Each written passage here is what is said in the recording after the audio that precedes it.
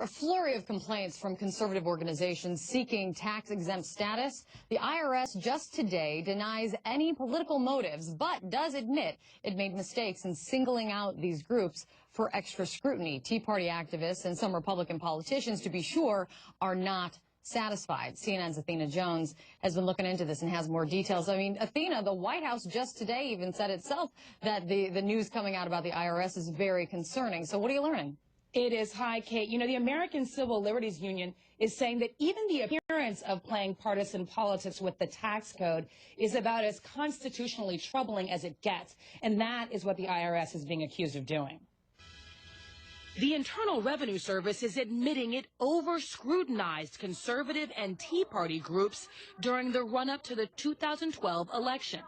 Groups like the Tea Party Patriots, the nation's largest Tea Party organization, who say they face big delays and mountains of paperwork after applying for tax-exempt status in 2009. They came back wanting every single Facebook post, every comment on Facebook. We have 1 million fans now on Facebook going through and finding comments in every single post on Facebook.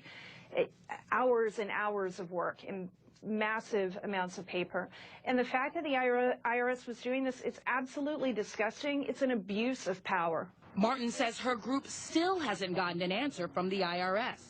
Now the agency is admitting some groups were subject to further review simply because they had the names Tea Party and Patriot. An IRS director telling reporters the employees responsible did pick the cases by names, and that's absolutely inappropriate and not the way we should do things. The agency insists the practice was not done for political or partisan reasons and says changes have been made to avoid further mistakes. That's not good enough for Martin or for Republicans in Congress who want an investigation. Let's face it, this is as Nixonian as you can get. In all honesty, they not only have to clean it up, they've got to do a lot more. We got to know who did this, we got to know why it was done, we got to know when it was done, how many times it was done. We've got to have answers to these questions. And the White House agrees. It certainly does seem to be, based on what we've seen, to be inappropriate action that we would want to see thoroughly investigated. Now, the Treasury Inspector General for Tax Administration is investigating this matter, but an official there told me they haven't yet set a release date for their report.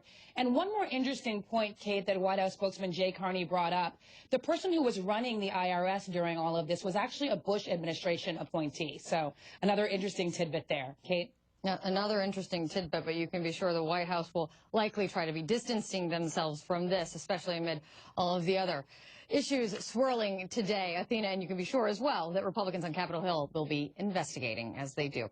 Athena, thanks so much. Still ahead, I'm going to be talking to Republican Senator Lindsey Graham about just this, what he thinks of the IRS action in scrutinizing Tea Party groups, and also be talking about him about much, much more of news of the day. Also,